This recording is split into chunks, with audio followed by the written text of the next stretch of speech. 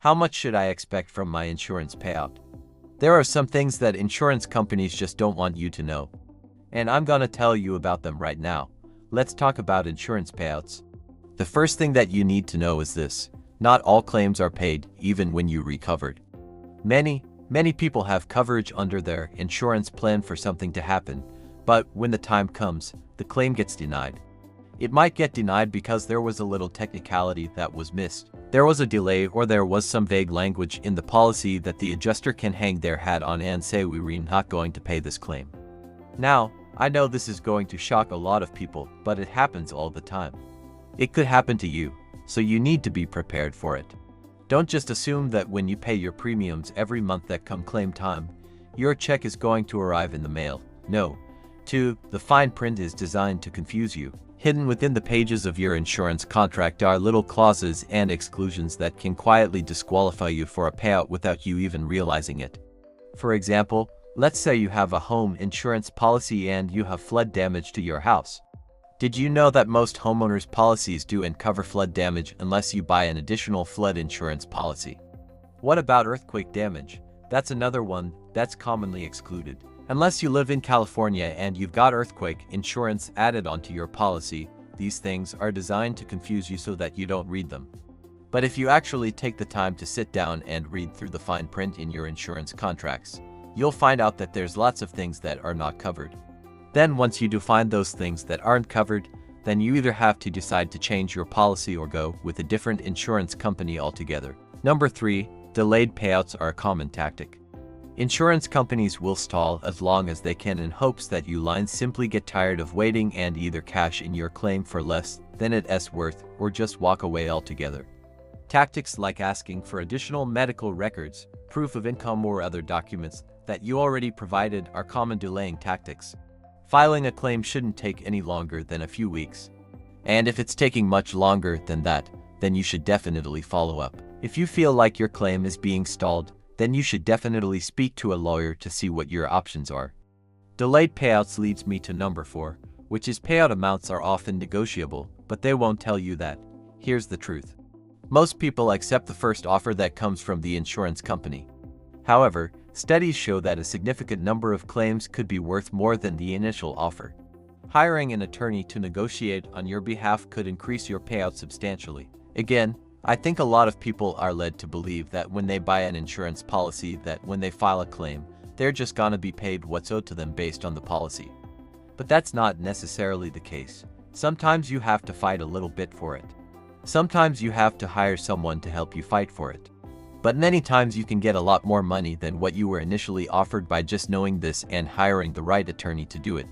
Which leads me to know 5. Your agent works for the company, not for you. Insurance agents who sell you a policy work for the insurance company, not for you. Their job is to get you to buy enough insurance to cover you in the event of a claim, but also make sure they get paid for selling you that policy. In fact, agents receive commissions for selling certain types of coverage that might not be necessary for you. And if you buy those unnecessary coverages, then you end up paying more for your insurance premiums than you really need to. And if you ever have a claim, these same agents may not fully disclose everything that is not covered or push unnecessary add-ons that would have saved you money. An independent agent may seem like they're helping you, but again, they're actually working for the insurance company. They're not working for you. Number 6, low premiums can mean high deductibles and limited coverage. We all love to save money, especially when it comes to insurance.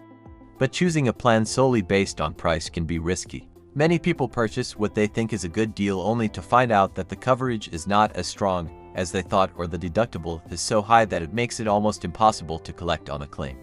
For example, let us say you have a car accident that damages your vehicle and you have a $10,000 deductible. If your car is only worth $8,000, then you're not going to get paid anything by your insurance company because your out-of-pocket deductible is more than the actual value of your vehicle. So when you're shopping around for insurance, don't just focus on the bottom line. Make sure you understand exactly what you're getting and what you're not getting. Because again, it might not be the best deal after all. Speaking of bad deals, no. 7. Surveillance is real. After a serious accident, some insurance companies will actually hire private investigators to look into your life. They're looking for two things primarily: a reason to deny your claim or any way they can reduce the amount they have to pay out. So what does this mean for you? First of all, it means that you should never admit fault or discuss details of an accident with anyone except your own attorney. Secondly, you should be aware that the insurance company has investigators looking at you and looking for reasons to deny your claim. You also need to be careful about what you post on social media. Investigators are known to scour Facebook, Instagram, and other social media platforms for damaging information. Anything you post online could be used against you. So be careful and don't complain about your situation on Facebook, or you might end up with a lower payout. Number 8. Denied claims can often be appealed, but few try. A lot of people are led to believe that once an insurance claim is denied, that's it. There's no coming back from it, but the truth is you can appeal a denied claim. Insurance companies receive thousands of claims each year, and unfortunately, some of them are denied either accidentally or unfairly. You should never give up after a denial. And you definitely should consider speaking to an attorney. Who knows, maybe your claim can be reopened and you can finally get the payout that you deserve. No. 9. You may be loyal to your insurance company, but it doesn't work both ways. A lot of people are loyal to their insurance company for years, even decades. They think that loyalty will get rewarded when they file a claim. But the truth is, insurance companies don't reward customer loyalty. In fact, sometimes they treat their best customers worse than others. Why? Well, insurance companies use something called moral hazard to determine how much you'll pay for coverage. Moral hazard is the idea that if you have a certain type of insurance, you're more likely to engage in risky behavior.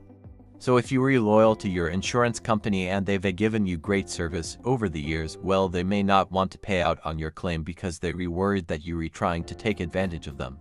Now, I know that was no. 9, but I have a bonus tip for you today. This is something that you need to know: how to protect yourself and maximize your payout. Here's a 5-step plan to protect yourself and maximize your payout. No. 1. Read policies carefully. Take the time to read through your insurance policies so you understand exactly what's covered, what isn't covered, and everything in between. No. 2. Keep records. Keep detailed records of any accidents, incidents, or damages that occur. This includes photos, videos, and witness statements. No. 3. Get everything in writing. Any promises or agreements with your insurance company should be in writing. This includes changes to your policy, waivers of premium, or other important information. No. 4. Don't be afraid to ask questions. If you don't understand something in your policy or you have questions about a potential claim, don't hesitate to contact your insurance company and ask for clarification. No. 5. Consider legal help. If you've been injured in an accident or you have a complex claim, consider speaking with an attorney to see if you have a case. If you've been injured in an accident and you're dealing with your insurance company, I hope that helps. Thanks for watching.